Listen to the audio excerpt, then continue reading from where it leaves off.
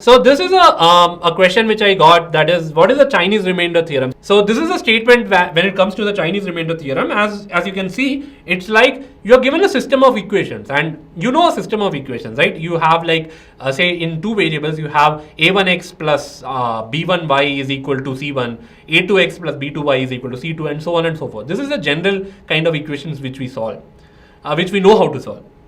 But this is slightly different. These equations are involving remainders. So what it says is x1 leaves a remainder of a1 when you divide it by n1, x2 leaves a remainder of a2 when you divide it by n2, and so on. Now what the Chinese remainder theorem says is that if in this system of equations you have n1, n2, etc. till nk, if they are co-prime numbers, okay, as we saw in our example, where we had taken the example, I think it was 3, 5 and 7. They are co-prime numbers. There is no common factor between either of these numbers.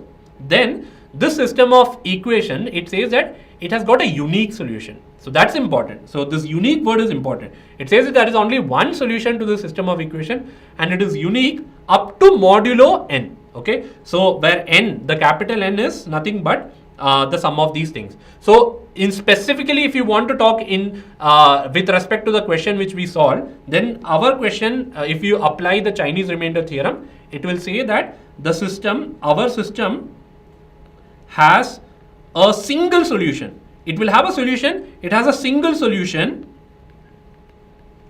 modulo 135, right? Because we had 3, 5 and 7. Okay, I'm sorry, it was not 135, it was 105. It was 105. So modulo 105, there is only a single possible answer to the system of equations. Okay, so it's a good thing to have, specifically, as I told you, this is an important theorem when it comes to proof-like questions, wherein you were asked to prove something. For more videos and live lectures on the JEE, click on the subscribe button now.